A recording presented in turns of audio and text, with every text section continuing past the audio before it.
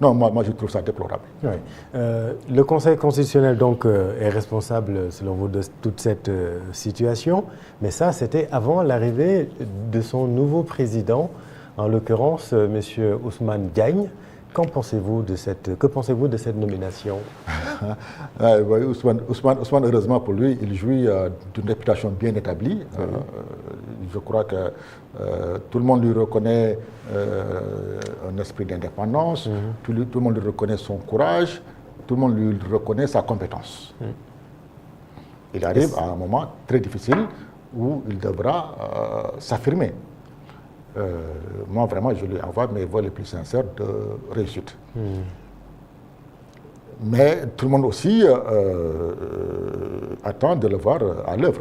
Puisque certains peuvent dire qu'il a été ministre sous le gouvernement de Sonko. Il a quitté son poste de ministre, qui n'est pas lequel, n'importe lequel, puisqu'il était garde des Sceaux. Il a quitté son poste contre son gré. Aujourd'hui, si on le ramène, est-ce que ce n'est pas pour régler des comptes? Bon, vous avez ce sentiment? Non. Connaissant Ousmane, connaissant son sens de l'État et son sens de droit, je ne pense pas que vraiment il puisse tomber dans ça. Non, absolument pas. Mais vous verrez qu'on va le reprocher. Il suffit qu'il rende 2 décisions défavorables contre un camp et vous allez entendre ce qu'on va dire de lui. Mais ça a été toujours le cas de toute façon. C'est inévitable. Voilà, les hommes politiques réagissent en fonction de leur intérêt. Ça a été toujours le cas. Mais ce qui est intéressant avec Ousmane Diagne, vous venez de le dire, il a été ministre de la Justice dans les conditions que nous savons, il a quitté le poste. Aujourd'hui, il est au niveau du Conseil constitutionnel. Est-ce que dans les décisions qui seront rendues par le Conseil, sous l'ère Ousmane Diagne, peuvent susciter des controverses politiques? Ah bien, absolument. C'est ça que je disais. Je disais que la controverse qui est là, et dont on peut parler sans vraiment avoir le moindre soupçon contre Ousmane, c'est que certains vont dire que, voilà, on le savait, il est en train de se venger. Si jamais la décision, prenons par exemple le cas de figure qui s'offre à nous, l'exécutif qui saisit le Conseil à propos de la proposition de loi relative aux fonds spéciaux, est-ce que si jamais le Conseil donne raison à l'exécutif, on peut avoir ces interprétations politiques? Je le dis, le législatif est en train de faire de la guérilla législative. C'est de la guérilla. Ils ont trouvé des textes qui sont faits pour un régime présidentiel. Et ils veulent enlever ces textes-là. Donc le recours de l'exécutif est fondé, selon vous? En tout cas, recevable? En tout cas, ce qu'il est en train de faire, il n'a aucune chance de le réussir. Qui? Ousmane, le camp de Pastef. Le camp de Pastef. Puisque, encore une fois, toute la législation au Sénégal est organisée autour du régime présidentiel. C'est le président qui a les leviers. Et pour ces leviers-là, on lui a fait des textes sur mesure. On ne peut pas enlever ces textes-là en laissant le régime présidentiel. Ce qu'ils veulent faire là, ils n'ont qu'à, je ne sais pas moi, ils ont essayé, comme vous avez dit, ils ont essayé, on a dit vous ne pouvez pas. Puisque pour une révision constitutionnelle, il y a des conditions qui sont posées. Absolument. Vous ne pouvez pas. C'est pourquoi moi je parle de guérilla législative, qui va nous faire perdre beaucoup de temps, qui va dresser les Sénégalais les uns contre les autres et qui ne nous apportera que des problèmes. Donc en réalité tout cela c'est de la politique. C'est de la politique. C'est de l'animation politique. Oui, malheureusement à un niveau très dangereux. Pourquoi? Très dangereux puisque nous avons les 2 pouvoirs qui se font face. L'un des pouvoirs utilise ces instruments pour combattre l'autre pouvoir, qui lui est très bien assis. Vous savez, le président de la République, il contrôle tout au Sénégal. Il nomme à toutes les fonctions, il fait tout. Il a tout entre les mains. Pour le lui enlever, encore une fois, il faut changer de régime. Mais on ne peut pas laisser ce régime-là.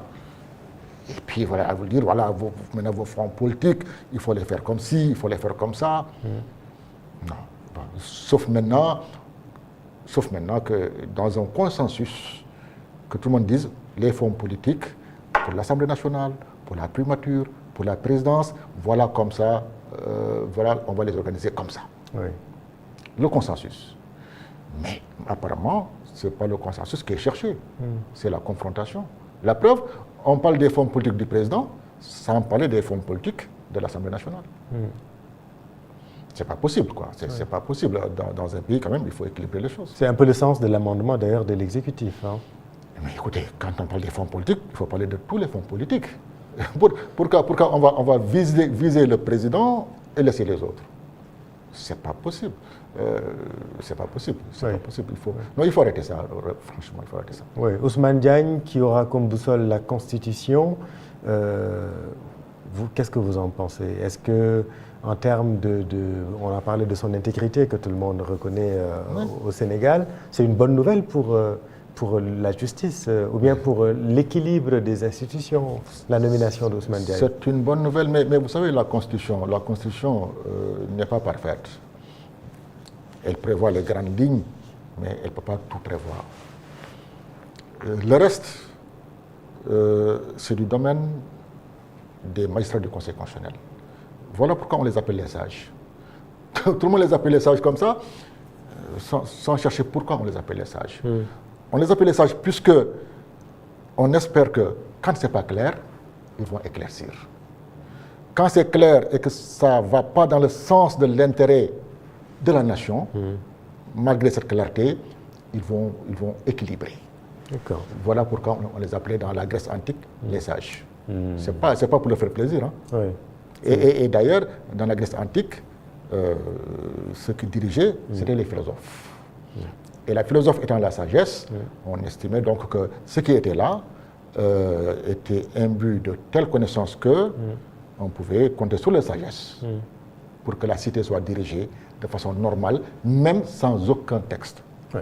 La justice dirigée aujourd'hui, en tout cas, on a Maître Moussa Sarr, qui est le nouveau ministre de la Justice, qui a eu à prendre des décisions saluées un peu par plusieurs acteurs, notamment la fin des fouilles à nu. Et puis il y a aussi cette circulaire relative à l'abandon aussi du mandat de dépôt automatique dans le but de désengorger nos prisons. Que pensez-vous des mesures qui ont été prises par le garde des Sceaux, Moussa Sarr, depuis... C'est des mesures qu'il faut saluer. Oui. Moi, je les salue d'autant plus que ça n'apparaît pas toujours dans mon CV. Pendant longtemps, j'ai été quand même le vice-président de l'ONDH, l'Organisation nationale des droits de l'homme, qui a été la première organisation à défendre les droits de l'homme au Sénégal.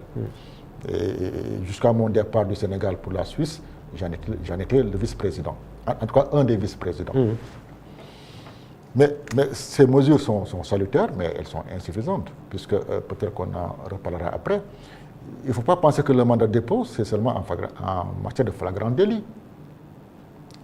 Nous avons vu ce qui s'est passé à Guédiawaye avec le dossier des homosexuels. Oui. Des gens ont été détenus pendant plusieurs mois, je vais dire sans aucune raison. Sans aucune raison. Il ne faut pas simplement... Vous savez ce qui est difficile au flagrant délit? La plupart des gens comprennent au flagrant délit, c'est la... Comment dire encore, sans être péjoratif. C'est des gens qui n'ont pas de domicile, c'est des gens qu'on ramasse dans la rue, c'est des gens qui ne présentent aucune garantie de représentation. C'est vraiment la masse malheureuse, paumée du Sénégal qui comparaît souvent au flagrant délit. Si vous libérez quelqu'un, vous n'avez aucune chance de le revoir. Ça, il faut être clair. Dans beaucoup de dossiers de flagrant délit, si vous laissez partir quelqu'un, il ne reviendra pas. Par contre, à l'instruction, vous avez des gens qui ont leur boulot, qui ont leur famille, qui sont stables, et vous les mettez en prison parce que vous avez envie de les mettre en prison. Ou parce que l'actualité, voilà, vous encourage à le faire. Oui, l'opinion. L'opinion. Vous mettez des gens en prison. Vous allez pendant 6 mois, vous les laissez partir. Moi, je suis magistrat, mais je suis magistrat instructeur de formation, dans l'âme. Puisque c'est la matière que j'ai exercée le plus, et c'est la matière que j'ai enseignée à l'école de formation de la magistrature. Alors, prenez quelqu'un, vous le mettez en prison. Vous instruisez pendant 4 mois, 5 mois, et vous le laissez partir parce que les faits sont prescrits. Là, on est dans la détention arbitraire. Carrément arbitraire, puisque la prescription ne demande aucune instruction. Et il y a plusieurs personnes qui sont dans ce cas de figure. Oui, moi, il faut qu'on regarde de très près cette ordonnance de non-lieu, de renvoi et de je ne sais pas quoi. Alors, vous avez ce premier groupe de personnes qui ont été libérées parce que les faits sont prescrits.